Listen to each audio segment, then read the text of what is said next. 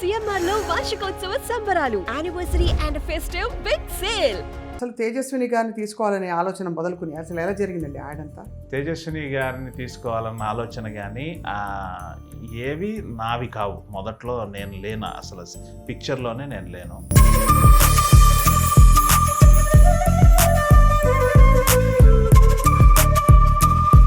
మామూలుగా మీరు అంటే ఒక యాడ్ హిట్ అయింది అనడానికి మీకేమన్నా ప్రామాణికాలు ఉంటాయా? ఎప్పుడో నేను 18 ఏళ్ల క్రితం సంస్కారవంతమైన సోప్ చేస్తే ఇప్పుడు కూడా అడుగుతూ ఉంటారు సంస్కారవంతమైన సోప్ మీద. అవునండి, ట్రిపుల్ ఎక్స్ సంస్కారవంతమైన సోప్. అవును, అదే నా ఫస్ట్ యాడ్. తళతళలాడే ట్రిపుల్ ఎక్స్, ఇది మిలమిలలాడే ట్రిపుల్ ఎక్స్. మీకు బాగా అసలు కష్టపడి మీరు బాబోయ్ కొరకరాని కొయ్య లేదంటే బాబోయ్ కష్టం వీళ్ళతో వర్క్ చేయడం అనిపించే సెలబ్రిటీ ఎవరండి? అలా ఎవరు లేరు అనుకోండి, ప్లీజ్ ఎవరో ఒకళ్ళు ఉంటారు. వీళ్ళంతా అందరూ. ఇంకా ఒకటి ఏంటంటే, నేను ఆ పెద్దల దగ్గరికి వెళ్ళినప్పుడు ఏంటంటే నేనే ఈ జ్యువెలరీ యాడ్ ఇలా ఈ స్టోరీతో చెప్తే వెళ్తుంది అని ఎలా తెలుస్తుంది? నాకేంటంటేనండి, క్లయింట్ మాట్లాడుతున్నప్పుడే నాకు కాన్సెప్ట్ ఫామ్ అవుతుంది. ఇది అతిశయోక్తిగా చెప్పడం లేదు. నాకు పర్టికులర్గా ఈ కళ ఒక నెల రోజులు యాడ్ రాలేదనుకోండి, అప్పుడు ఏమనుకుంటారు మీరు? డిప్రెసివ్గానే ఉంటుంది. అబద్ధం ఎందుకు, డిప్రెసివ్గానే వర్క్ అందరితో వర్క్ చేస్తారు కదా దాదాపు అందరితో. సో మహేష్ బాబు గారు, వెంకటేష్ గారు, నాగార్జున గారు, అఖిల్, నాగ చైతన్య, రామ్ చరణ్తో పనిచేశాను. మెగాస్టార్ గారు. Hello and welcome to Suman TV. వ్యాపార ప్రకటనలు అన్నీ మనం చిరాకు పడుతూ ఉంటాం, కానీ కొన్ని యాడ్స్ చూస్తే మాత్రం చాలా ముచ్చటగా అనిపిస్తుంది, ఒక ఫీల్ కూడా వస్తుంది. కాబట్టి యాడ్స్ చూసి మరి జనం వెళ్ళి ఆ ప్రోడక్ట్స్ కొంటూ ఉంటారు. అటువంటి extremely creative ad film maker మనందరికీ సుపరిచితులు కొంతకాలంగా యమునా కిషోర్ గారు మనతో ప్రస్తుతం ఉన్నారు.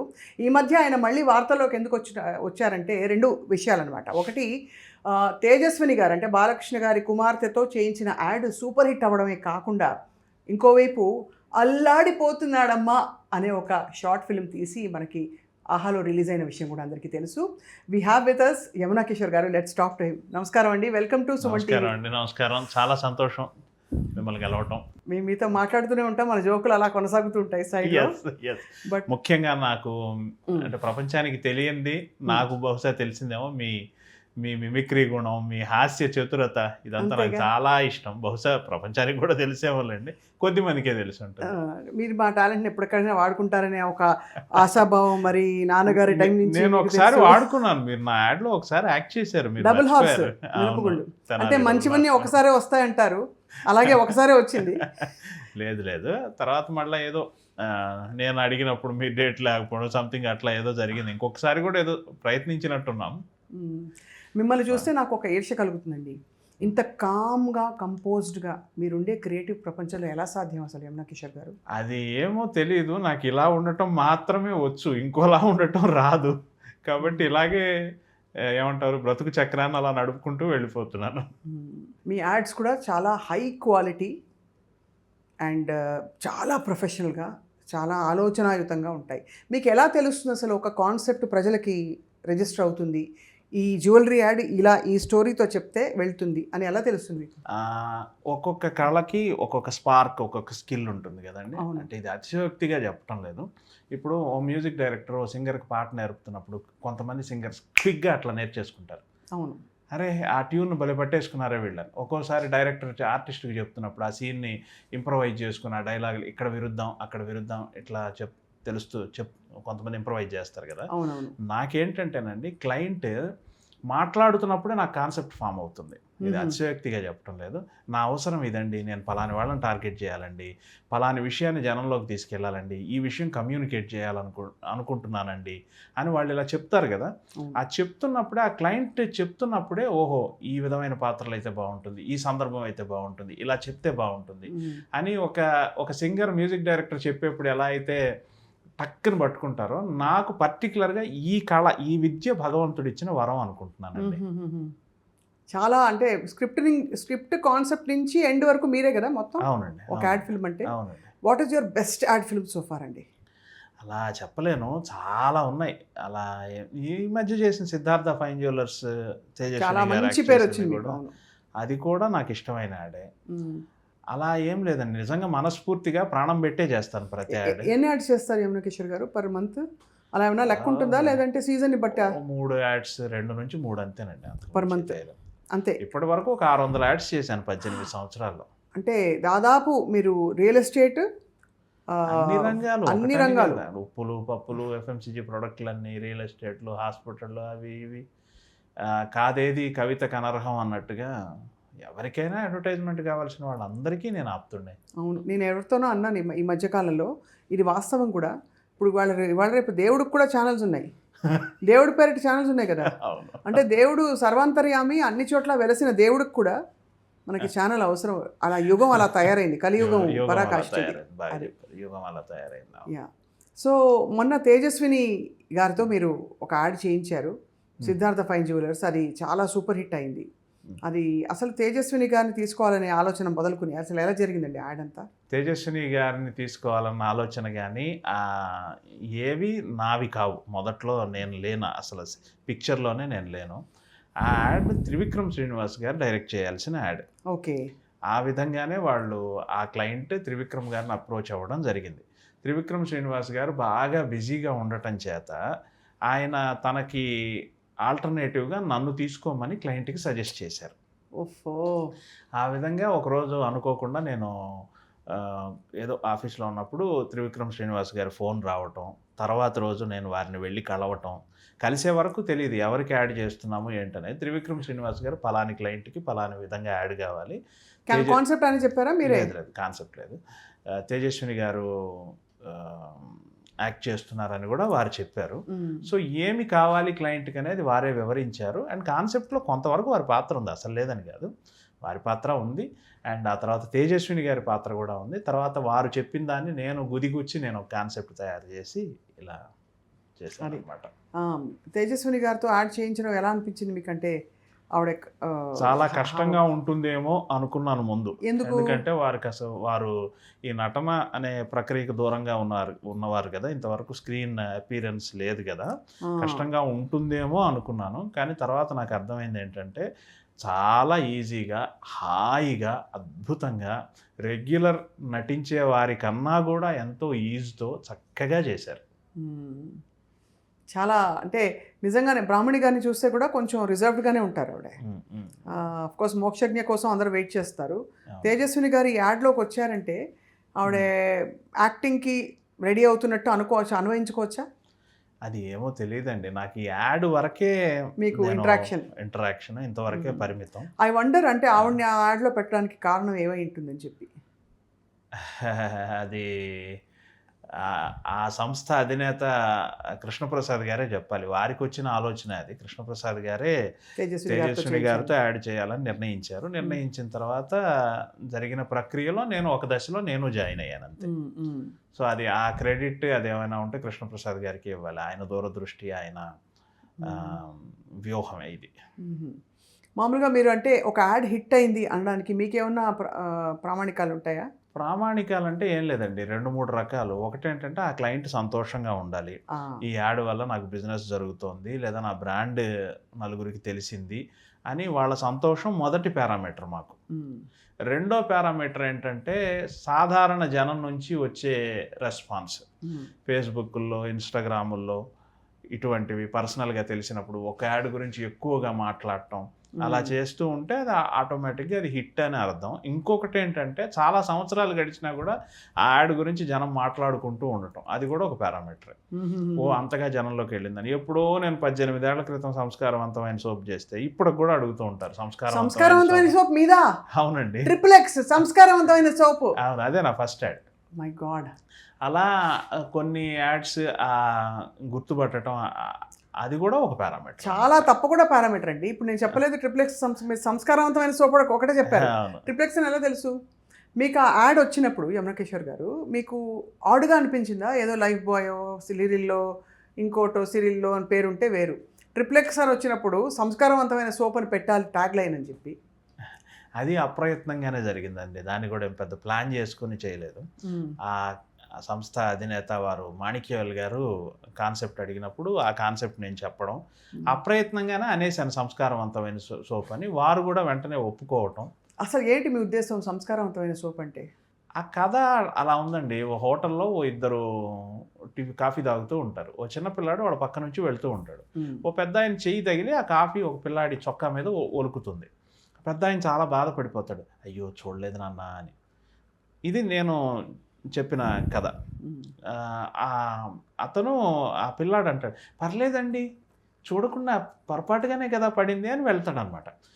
అలా వెళ్తున్నప్పుడు ఏంటంటే పెద్దాయన ఆశ్చర్యపోతాడు. "ఏమిటి ఇంత మర్యాద, ఇంత ఇదా" అంటే ఆ పక్కనున్న వ్యక్తి చెప్తాడనమాట. "ఎందుకుండదండి వాళ్ళ ఇంట్లో ట్రిపుల్ ఎక్స్ సోప్ వాడుతుంటే" అంటాడు. ట్రిపుల్ ఎక్స్ సంస్కారవంతమైన సోప్ అని అప్రయత్నంగా అనేశాను నేను. అద్భుతం. అసలు ఈ కాన్సెప్ట్ రావడమే చాలా విచిత్రం. ఎందుకంటే అందరూ బట్టలు బాగా ఉతుకుతుంది, ఇది తెల్లగా అవుతుంది, ఇంకోటి అవుతుంది అని చెప్తారు. బట్ అలాంటిది మీరు అలా ఆలోచించి తీసుకురావడం థీమ్ అనేది అది క్రియేటివ్ ఇదని చెప్పాలి. అదేనండి. దేవుడు అది ఒక్కొక్కళ్ళకి ఒక ఉపాధి కల్పించాలి కదా! నాకు ఉపాధి కల్పించడం కోసం బుద్ధి కర్మానుసారిణి అంటారు కదా! అలా అప్పటికి నాకు అలా నా బుద్ధి అలా ఆ కర్మను అనుసరించి నాకు ఐడియా రావడం, అది నా బ్రతుకు తెరువుగా నాకు ఒక జీవన మార్గాన్ని ఏర్పాటు చేయడం జరిగింది అనుకుంటున్నాను. ఇది మోస్ట్ మెమరబుల్ యాడ్ నాకు కూడా. I watched it for. ఆ తర్వాత సంస్కారవంతమైన సోప్ సిరీస్‌ని చాలా రోజులు నేను చేశాను. చాలా యాడ్స్ చేశాను. ఆ తర్వాత కూడా వాళ్ళు అది కంటిన్యూ చేశారు వేరే వాళ్ళు చేసినప్పుడు కూడా. ఇలా చాలా కంపెనీలకి ఆ బిగినింగ్లో ఉన్న మార్గదర్శనం లాగా బిగినింగ్లో ఉన్న ఆ క్యాప్షన్ ఫిక్స్ చేసి ఆ అప్రోచ్ ఆ రూట్ని నేను ఫిక్స్ చేశాను చాలా కంపెనీలకి. అంటే వాళ్ళ బ్రాండ్ని ఎలా పొజిషన్ చేయాలి మార్కెట్లో ఆ పొజిషన్ చేయటంలో నేను చాలా బ్రాండ్లకి ఉన్నాను వాళ్ళ టీంలో. అద్భుతం. తర్వాత మీరు ఈ సెలబ్రిటీస్ని రోపించేయడం ఎప్పుడు మొదలుపెట్టారు యాడ్స్కి? నా 4వ యాడే కె విశ్వనాథ్ గారితో చేశాను నేను. నా యాడ్ ఫిల్మ్ మేకర్గా కొన్ని నెలల అనుభవంతోనే కె విశ్వనాథ్ గారితో చేయించాను. ఇంక అక్కడి నుంచి ఇంక నాకు పెద్దగా ఏమీ అనిపించలేదు. పైగా నేను బాగా ప్రేమించే సెలబ్రిటీస్తోనే పనిచేశాను. నేను బాగా ఇష్టపడే వాళ్ళతో సంగీతం, సాహిత్యం ఇట్లా ఈ రంగాలకు సంబంధించిన వాళ్ళనే చూజ్ చేసుకునేవాడిని అండ్ వాళ్ళతోనే చేయమని ప్రోత్సహించేవాడిని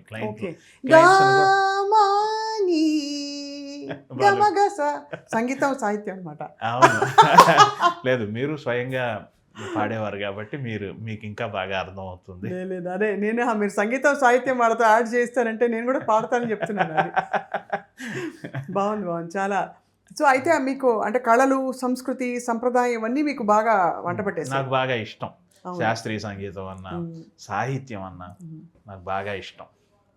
మీకు బాగా అసలు కష్టపడి మీరు బాబోయ్ కొరకరాని కొయ్య, లేదంటే బాబోయ్ కష్టం వీళ్ళతో వర్క్ చేయడం అనిపించే సెలబ్రిటీ ఎవరండి?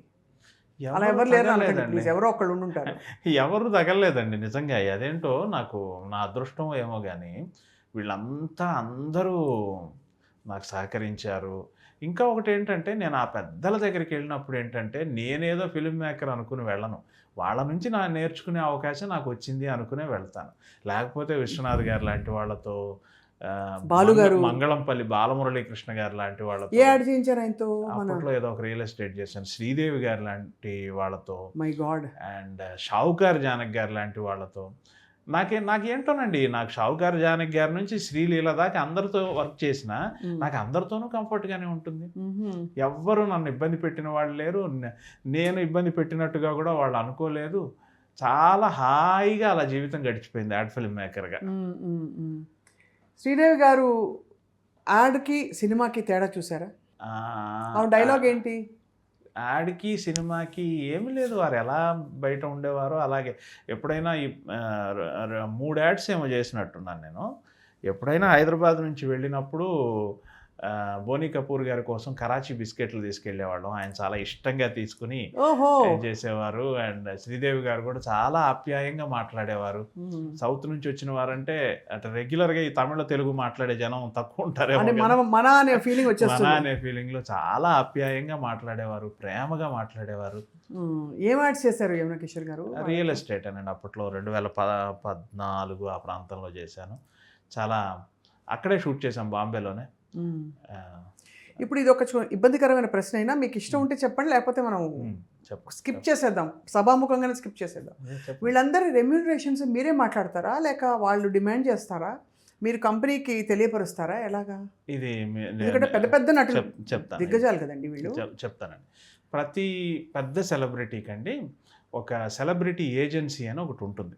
వాళ్ళ ఈ ఆర్థిక వ్యవహారాలు మేనేజ్ చేయడానికి వారు ఒకటి నిర్దేశించుకుని ఉంటారు. ఈ ఫిల్మ్ మేకింగ్లో ఆర్టిస్టుల రెమ్యూనరేషన్ల పరంగా ఫిల్మ్ మేకర్కి ఏం సంబంధం ఉండదు. చాలామంది అది తెలియదు. చాలామందికి క్రియేటివ్ అండ్ ఫిలిం ప్రొడక్షన్కి సంబంధించినంత వరకే నేను ఇన్వాల్వ్ అవుతాను. వారి రెమ్యూనరేషన్లు అవి చూసుకోవడానికి ఒక సపరేట్ ఏజెన్సీలు ఉంటాయి, రైట్? లైక్ క్వాన్ ఇట్లాంటి పేర్లు మీరు వినే ఉంటారు. వాళ్ళు ఏంటంటే ఆ ఆర్టిస్ట్కి ఈ క్లయింట్లకి మధ్య జరిగే అగ్రిమెంట్లు, ఆ వ్యవహారాలు, వాటి ఎక్స్టెన్షన్లు. అంటే ఒక సెలబ్రిటీతో క్లయింట్కి ఓన్లీ యాడ్ ఫిలిం మాత్రమే ఉండదు. వాళ్ళ షాపులో ఓపెనింగ్స్, వాళ్ళ కస్టమర్ మీట్స్, ఇలా చాలా చాలా ముడిపడి ఉంటాయి. ఒక 360 degreesలో మేనేజ్ చేసే ఏజెన్సీలు ఉంటారు. వాళ్ళు మొత్తం చూసుకుంటారు, మీరు జస్ట్ క్రియేటివ్ వరకే. నాకు పలాని రోజు సెలబ్రిటీ డేట్ ఇచ్చారు అంటే ఆ డేట్ వరకే నేను అంతవరకే పనిచేస్తాను. చాలా బ్యూటిఫుల్ కెరియర్ కదా మీది, అంటే ఎంజాయబుల్ కెరియర్ డెఫినెట్గా. కానీ ఇది ఒక అన్సర్టన్గా ఉంటుంది కదండి. అంటే ఇప్పుడు మీరు top, of course you are the top, one of the top ad film makers. ఒక నెల రోజులు యాడ్ రాలేదనుకోండి, అప్పుడు ఏమనుకుంటారు మీరు? డిప్రెసివ్గానే ఉంటుంది. అబద్ధం ఎందుకు, డిప్రెసివ్గానే ఉంటుంది డెఫినెట్గా. 18 ఏళ్ళు సెకండ్ ఇన్నింగ్స్ లేకుండా నేను కొట్టుకొచ్చిన మాట వాస్తవమే. అట్ ద సేమ్ టైం అంతే డిప్రెసివ్గా కూడా ఉంటుంది. ఒక్కొక్కసారి అవకాశం ఒక్కొక్క నెలలో వర్క్ లేదనుకోండి, అప్పుడే నా పని అయిపోయిందా, నేను వెనకబడిపోయానా, అలాంటి భావనలు కలుగుతాయి. వాటన్నిటిని ఓవర్కమ్ చేసుకొని లేదు మనం మళ్ళీ ఫైట్ చేస్తాం, మళ్ళీ స్ట్రగుల్ చేస్తామని నిరంతరం ఫైట్ చేసే వచ్చాను ఇక్కడ దాకా. అందులో ఏం తేడా లేదు. ఎప్పటికప్పుడు ఒక టర్క్ ఆఫ్ పోటీదారులు వస్తూ ఉంటారు, వాళ్ళందరి మధ్య సర్వైవ్ అవుతూ ఆరోగ్యకరమైన పోటీ. కానీ నేను మీ పొగడతకు చెప్పట్లేదండి, కానీ మీరు ఒక స్టాండర్డ్ యాడ్ ఫిల్మ్ మేకర్గా సెట్ అయిపోయారు. ఎక్కువ పెద్ద పెద్ద బ్రాండ్స్ ఎంచుకునే ఫిల్మ్ మేకర్, యాడ్ ఫిల్మ్ ఎవరంటే మీరే, యమునా కిషోర్ గారు అనే అంటారు అందరూ. కొంతవరకు నా అదృష్టం అనుకోవాలి. అందులో పెద్ద పెద్ద వాళ్ళని హ్యాండిల్ చేసి బ్రహ్మానందం గారితో కూడా చేశారు మీరు. అలా కాబట్టి ఆ ఆరా మీకు వచ్చేసింది. నన్ను ఇంకొకటి ఏంటంటే సెలబ్రిటీస్ వాళ్ళు ఇష్టపడి నాకు ఇప్పించిన అవకాశాలు కూడా ఉన్నాయండి. ఇప్పుడు ఉదాహరణకు మీరు మీరే పేరు అన్నారు కాబట్టి బ్రహ్మానందం గారే నాకు ఓ క్లయింట్కి పలాని కుర్రాన్ని పెట్టుకోండి అయ్యా అని చెప్పి నన్ను సజెస్ట్ చేశారు. అప్పటికి నాకు బ్రహ్మానందం గారితో వ్యక్తిగత పరిచయం లేదు. కేవలం నా పేరు విని బ్రహ్మానందం గారు ఓ క్లయింట్కి నన్ను సజెస్ట్ చేశారు. అది ముందుకు వెళ్ళలేదు. ఆ తర్వాత వేరే క్లయింట్స్కి కలిసి పనిచేసాం. కానీ ఇలా చాలామంది హీరోలు, చాలామంది వెటరన్ యాక్టర్స్ నన్ను పెట్టుకోమని ఆ క్లయింట్కో ఆ ఏజెన్సీకో సలహా ఇచ్చి అలా నాకు వచ్చిన అవకాశాలు కూడా ఉన్నాయి. అది కూడా అదృష్టం అనుకుంటాను. అండ్ మీరు వర్క్ చేసిన టాప్ హీరోస్లో మీకు నచ్చిన లేదు బాగా చాలా హాయిగా అనిపించిన యాడ్ ఏదండి? ఏ ప్రోడక్ట్? అందరితో వర్క్ చేశారు కదా దాదాపు అందరితో. మహేష్ బాబు గారుతో కూడా ఈ మధ్య కూడా టెక్నో పెయింట్స్ యాడ్ చేశారు, no BP only TP. And ఇలా ఒక్కరు అని చెప్పలేము, అందరితోనూ మంచి కంఫర్ట్. మహేష్ బాబు గారు, వెంకటేష్ గారు, నాగార్జున గారు, అఖిల్, నాగ చైతన్య, రానా, మెగాస్టార్ రామ్ చరణ్తో పనిచేశాను, కానీ మెగాస్టార్ గారితో అవకాశం రాలేదు. సో వీళ్ళందరితో పనిచేసినప్పుడు ఒక థ్రిల్లా మీకు? డెఫినెట్గా థ్రిల్లే కదా. వాళ్ళ సినిమాలు చూస్తూ పెరిగి వాళ్ళతో కలిసి పనిచేయటం అనేది అది గొప్ప ఇదే కదా. మీన్స్ వెంకటేష్ గారు, నాగార్జున గారు లాంటి లెజెండ్స్, యంగ్స్టర్స్ కాదు. సో ఇప్పుడు యాడ్ కాన్సెప్ట్ ఉంటుంది, మీరు వస్తారండి సీన్లోకి, వచ్చి మీతో పాటు so and so female actor ఉంటారు. గోడలు చూసి ఏంటండి పెయింట్లు ఇదైపోయాయి అంటే ఇప్పుడు ఉందిగా టెక్నో పెయింట్స్, అలా ఫర్ ఎగ్జాంపుల్ ఆ కాన్సెప్ట్ అంతా వాళ్ళు సెట్ మీదకి వచ్చాక చెప్తారా, ముందు రోజు పంపిస్తారా? ముందే చెప్తాం. ముందే స్టోరీ బోర్డ్స్ వేసి పిక్చర్స్, బొమ్మలు అవి గీసి, ఇప్పుడైతే ఏఐ కూడా వచ్చింది కాబట్టి ఇంకాస్త వివరంగా తయారు చేసి అంతా చెప్పినాకే వస్తాం. ఎందుకంటేనండి హీరో ఇమేజ్ అనేది చాలా సున్నితంగా ట్యాకిల్ చేయాల్సిన అంశం. అవునండి. ఇప్పుడు ఒక్కో హీరోకి ఒకలాంటి భాష ఉంటుంది, ఒకలాంటి బాడీ మూమెంట్ ఉంటుంది. ఎవరితో ఏ పని చేయించాలి అనే దాని మీద మనకు స్పష్టమైన అవగాహన తోనే ముందుకెళ్ళాలి. ఇప్పుడు చిరంజీవి గారు పలికే కొన్ని డైలాగ్స్ బాలకృష్ణ గారికి బాగోవేమో, బాలకృష్ణ గారు పలికే చిరంజీవి గారికి బాగోవేమో, అట్లా ఉంటుంది కదా. ఇప్పుడు నాగార్జున గారిది ఒక స్టైల్, వెంకటేష్ గారిది ఒక స్టైల్, మహేష్ బాబు గారిది ఒక స్టైల్, అలా ఎవరి స్టైల్ వాళ్ళకి ఇది వీళ్ళంటే బాగుంటుంది అని తెలుసుకునే చేయాలి. అవును, కరెక్టే. అదే యంగ్ హీరోకి బరువైన డైలాగ్ వేసి, ఎవరికి లేదా యంగ్ హీరోకి బరువైన డైలాగ్ వేసి, లేదా కొంచెం వెటరన్ హీరోకి జెన్జీ భాష వాడి, ఇలా కాకుండా వాడచ్చు, వాడకూడదని కాదు, ఆ ప్రోడక్ట్కి న్యాయం చేయాలి మనం. ఆ ప్రోడక్ట్ని జనంలోకి తీసుకెళ్ళడానికి ఇది సహాయకారిగా ఉంటుందా లేదా అనే దాని మీద మటుకు కొంత హోంవర్క్ చేయాలి, వాళ్ళకి చెప్పాలి, అంతా ఉంటుంది. సో ప్లస్ ఆర్గ్యుమెంట్స్ ఉంటాయి చాలా. ఇది ఎందుకు కరెక్టు అని 10 మందికి అక్కడ ఉన్న అందరినీ కన్విన్స్ చేసేలాగా ఉండాలి. హీరో టీంని కన్విన్స్ చేయాలి, క్లయింట్ని కన్విన్స్ చేయాలి, ఏజెన్సీని కన్విన్స్ చేయాలి. అది అందరికీ సమాధానం చెప్పేంత విషయ పరిజ్ఞానంతోనే ముందుకెళ్ళాలి. అవును, కాబట్టి పెద్ద పని మీది. చాలా నెలకి మూడు యాడ్స్ అంటారు, కానీ దానికి ఒక్కొక్క యాడ్కి 10 రోజుల పని ఉంటుంది. ఖచ్చితంగా ఉంటుంది. 10 రోజులు ముందు పని, తర్వాత పోస్ట్ ప్రొడక్షన్ చూసుకోవాలి. మీకు ఎక్కువ చోటాకే నాయుడు గారే కెమెరా పర్సన్. ఎక్కువ చేశారు. అవును, ఒక 100 యాడ్స్ పైన చేశారండి. మిగతా వాళ్ళు చాలా మంది చేశారు. మొన్న ఈ మధ్య తేజస్విని గారు యాక్ట్ చేసిన యాడ్కి సిద్ధార్థ ఫైన్ జ్యువెలర్స్కి అయానంక్ బోస్ అని ఒక బెంగాలీ కెమెరామెన్ చేశారు.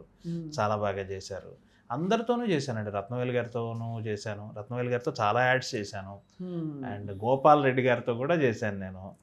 అండ్ కళ్ళు రఘు గారితో కూడా చేశాను. అబ్బో, ఎంవి రఘు గారితో. అండ్ బి రాజశేఖర్, ఆర్డి రాజశేఖర్, అనిల్ మెహతా, బాంబే కెమెరామెన్ అనిల్ మెహతా, ఇలా చాలా మందితో చేశానండి. కైమల్ అనే ఒక మలయాళీ కెమెరామెన్తో దగ్గర ఒక 80 యాడ్స్ చేశాను.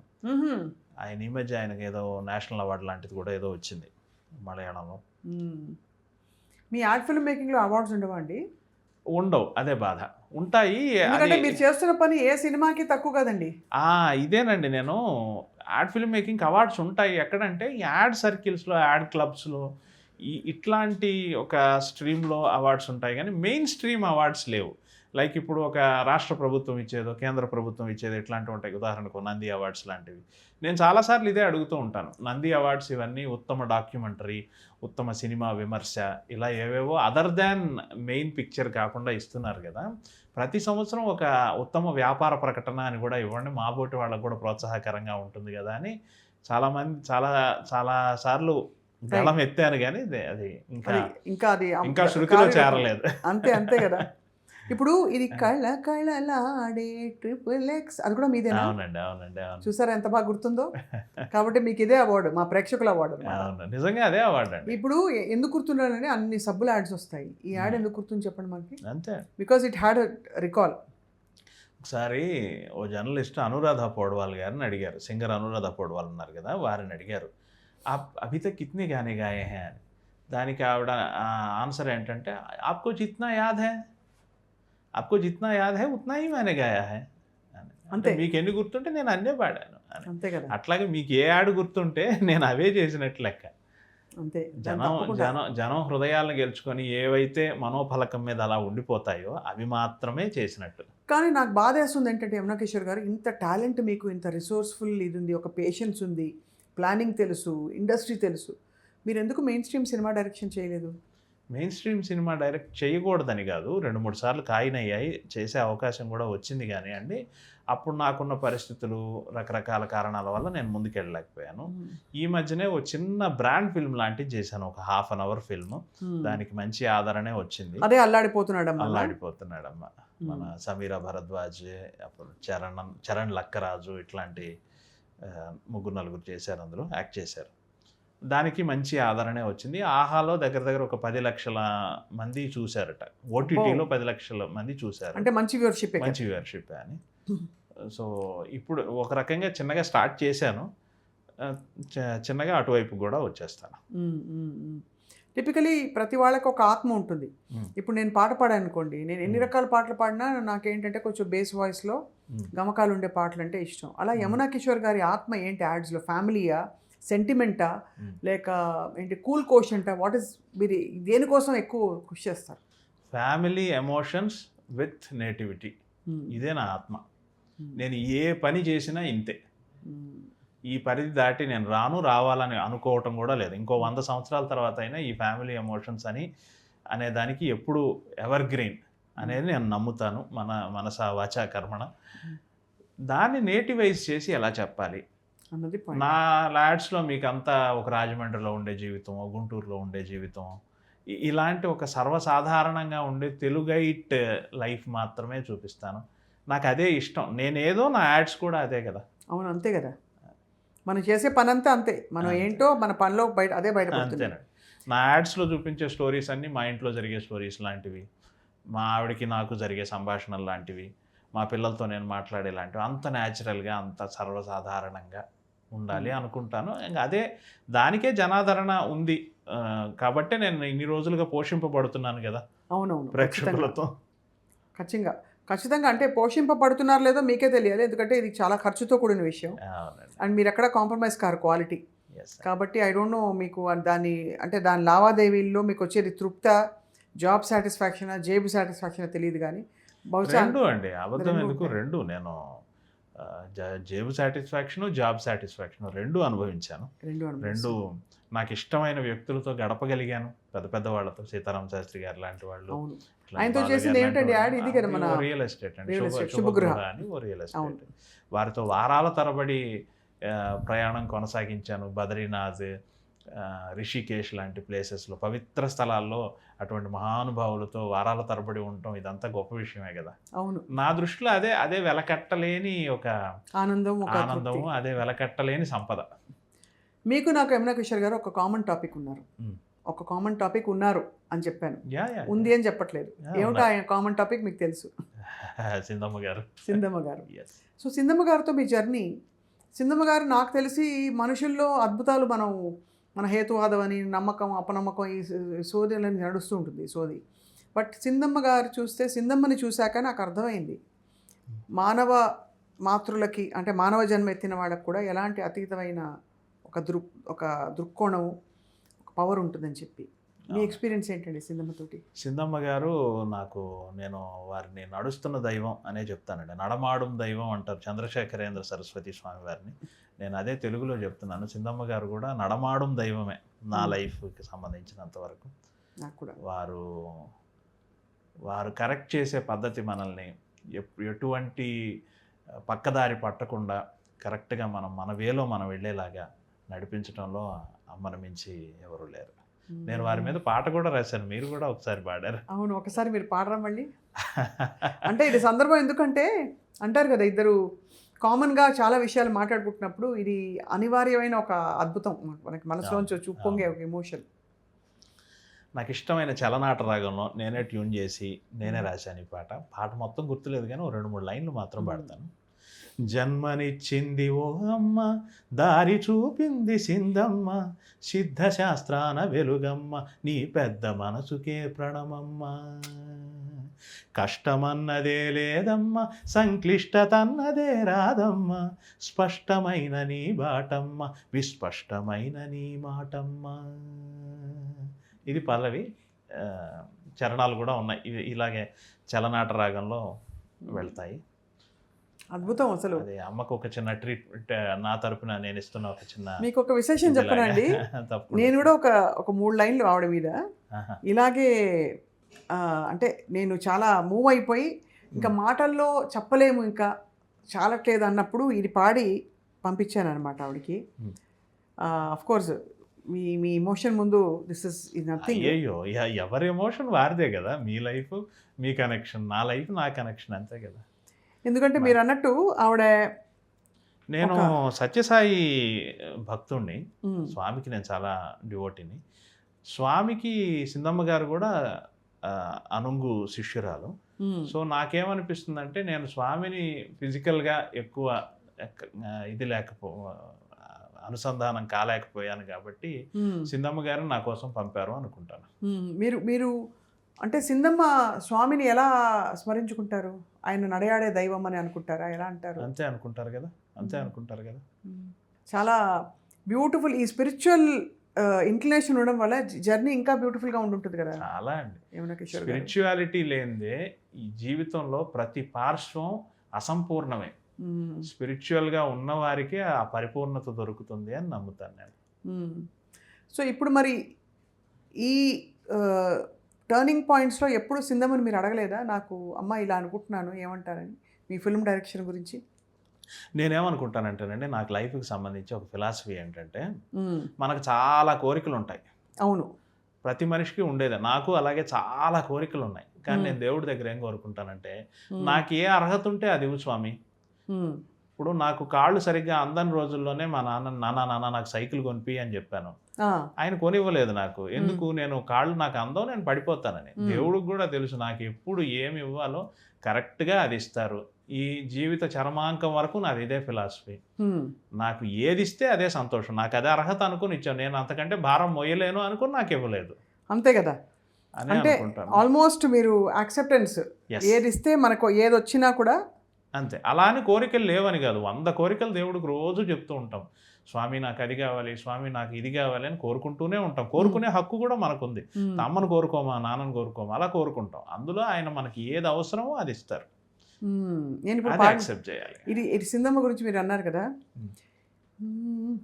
చీకటి కమ్మిన జీవితాలలో వెలిగే వెన్నెలవమ్మ, ఎండిన గుండెల గొంతులు తడిపే చినుకుల తొలకరివమ్మ, చెలిమి కొమ్మన వికసించి వెన్నెలు చిలికే రోజా, మనసుకి మార్గం చూపే ఓ మంత్రశాస్త్ర ఖనిజ, సింధమ్మ సత్య సింధూజమ్మ. Very good. మాటల్లో చెప్పలేంది పాటలో ఇలా చెప్పుకుంటాం. అంతే కదా, అంతే కదా. చాలా అది. సో మరి యమున కిషోర్ గారు మొన్న చక్కటి జ్యువెలరీ యాడ్ చేశారు. నెక్స్ట్ యాడ్ ఏం చేస్తున్నారు? ఆ జ్యువెలరీ యాడ్ చేశాక కూడా ఇంకో 2 యాడ్స్ చేశాను. మన స్వర్గసీమ అని చంద్రశేఖర్ గారు వారు యాడ్ చేశాను. వారు 10 తలల రావణ బ్రహ్మ క్యారెక్టర్ అదంతా వేశారు. అది ఇప్పుడు టెలికాస్ట్ అవుతోంది. అండ్ ఆ తర్వాత కూడా ఇంకా వేరే ఒక కాలేజ్ యాడ్ ఒకటి చేశాను, రెసొనెన్స్ అని. సో ఈ ప్రయాణం అలా జరిగిపోతూనే ఉంది.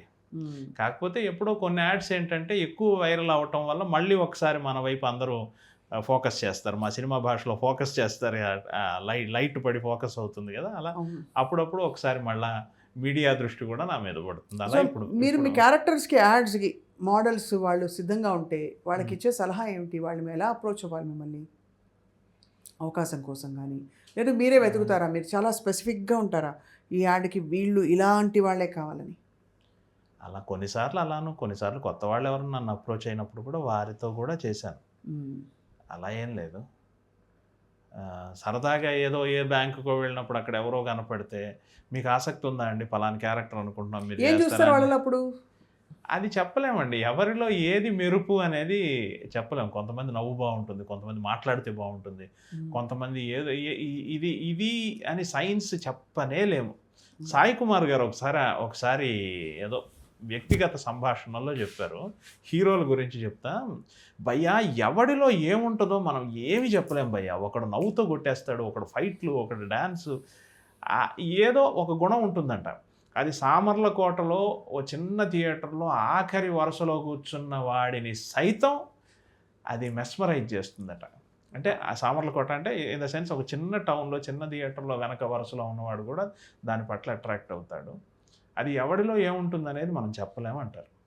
అలా మీకు కూడా స్పాయి ఉంది, ఆ కన్ను ఉంది ఉంది ఉంది ఖచ్చితంగా. నాకు అవును వీరైతే బాగుంటుంది నా క్యారెక్టర్. కానీ నాకు సంబంధించిన నా పని వరకు కావాల్సిన సెలెక్ట్ చేసుకునే ఎంపిక చేసుకునే జ్ఞానం అయితే నాకు ఖచ్చితంగా ఉంది. తప్పకుండా. కానీ యమునా కిషోర్ గారు, మనం అనుకుంటాం కానీ ఇది చిన్నది సినిమా పెద్దది అని. నేను ఇందాక అడగడం వెనుక ఆంతర్యం ఏంటంటే అది ఇంకా పెద్ద ప్లాట్ఫామ్ అని తప్ప ఇది ఇంకా ఛాలెంజింగ్ అండి. మీరు ఒక 30 సెకండ్లలో కథ చెప్పేయాలి, కన్విన్స్ కూడా చేసేయాలి. అక్కడ 2.5 గంటల్లో చేసేది ఇక్కడ 30 సెకండ్లు లేదు మ్యాక్సిమం 1 నిమిషంలో మొత్తం మీరు చేసి చూపించేయాలి. అవునండి. ఇంకా రెస్పాన్సిబిలిటీ ఎక్కువ ఇక్కడ. అవును. ఇప్పుడు ఆ సంస్థ మనల్నే నమ్ముకుని ఆ సీజన్ యాడ్ రూపొందిస్తుంది. వాళ్ళకి సంబంధించిన ఒక పెద్ద వ్యాపార ప్రణాళికకి మనం ఆధారభూతమై ఉంటాం. కాబట్టి మనం ఇంకా ఒళ్ళు దగ్గర పెట్టుకొని ఇంకా జాగ్రత్తతో చేయాల్సిన పని ఇది. అవునవును.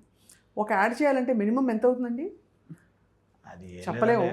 2 లక్షలు కావచ్చు, 2 కోట్లు కావచ్చు, అది కాన్సెప్టు, నటించేవాళ్ళు, ఎక్కడ షూట్ చేస్తాము, అన్నిటి ఇలా ఇన్ని పారామీటర్స్లో చూడాలి.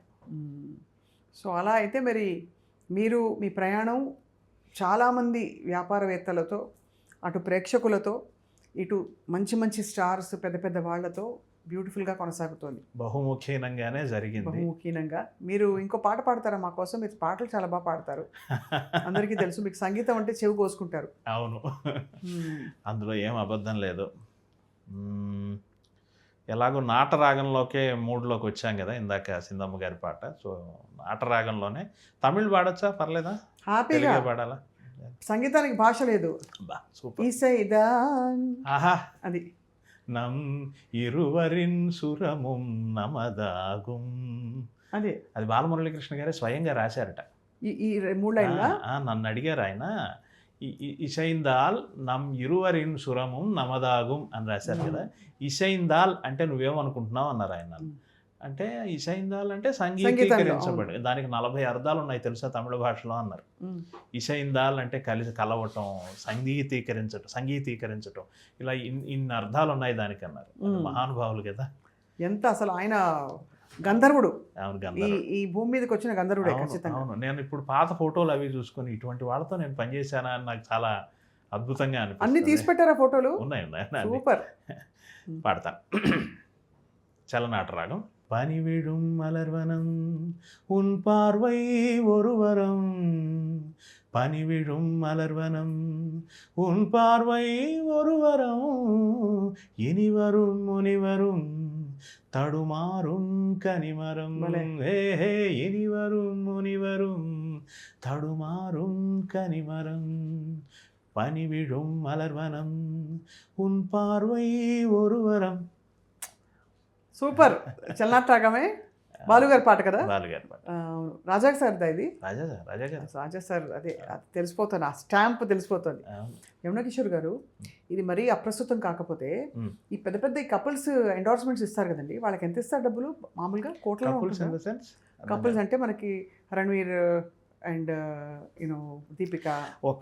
ఒకటి చెప్తాను, మార్కెట్లో వాళ్ళకి ఎంత డిమాండ్ ఉంటే అంతే ఇస్తారు, అంతకు ₹1 కూడా ఎక్కువ ఇవ్వరా? ఖచ్చితంగా. ఆ డిమాండ్ పడిపోయినప్పుడు సమాజం లేదా మన సినిమా ఇండస్ట్రీ కాటా పెట్టు కూర్చుంటుంది. మీరు నమ్మరు, కాటా పెట్టు కూర్చుంటుంది. ఆ ఆర్టిస్ట్కి ఎంత పే చేయాలో అంతే పే చేస్తారు, ఆ డైరెక్టర్కి ఎంత పే చేయాలో అంతే పే చేస్తారు. అందులో ఏమి డౌట్ లేదు. అదే డిమాండ్ స్పీక్స్.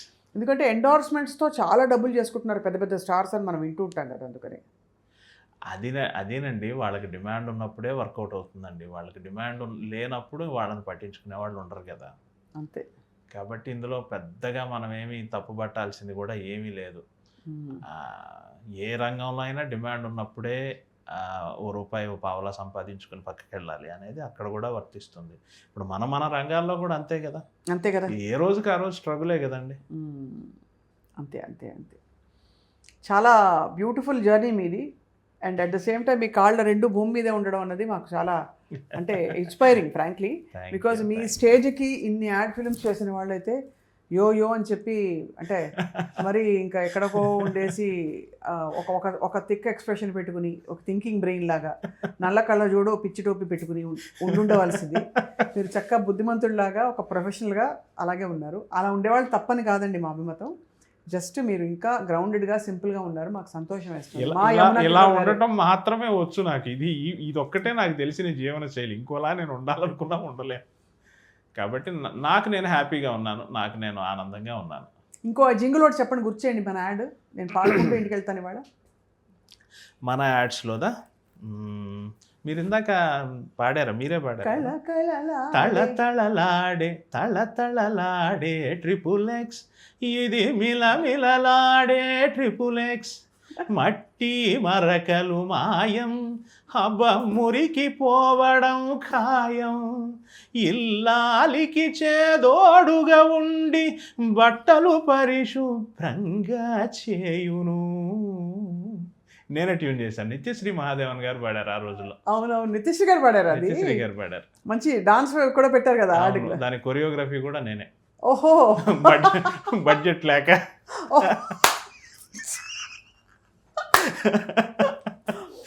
మీరు ఎప్పుడు యాక్ట్ చేయలేదా మీ యాడ్లో బడ్జెట్ లేక? లేదండి, నేను యాక్ట్ చేస్తే మరి కెమెరా దగ్గర ఎవరు జడ్జ్ చేస్తారు షాట్ని, అంతే కదా. అందుకని ఎంత బడ్జెట్ లేకపోయినా ఆ పనికైతే దిగలేదు ఇంకా. త్వరలో మిమ్మల్ని చూడబోతున్నాం ఒక వేష్టి కట్టుకుని, అలాగా ఒక పెద్ద మనిషిలా ఇలా వేసుకుని. యాక్చువల్గా విశ్వనాథ్ గారు ఒకసారి అన్నారు, వారితో యాడ్స్ చేసే రోజుల్లో నీతో ఒకసారి యాక్ట్ చేయిస్తానయ్యా అని. నిజంగా మనసులో ఆశపడ్డాను, నిజంగా యాక్ట్ చేయిస్తారేమో అని అనుకుని. కానీ వారు అప్పటికే సినిమాల్లో యాక్టివ్గా సినిమాలు తీయడం లేదు కదా.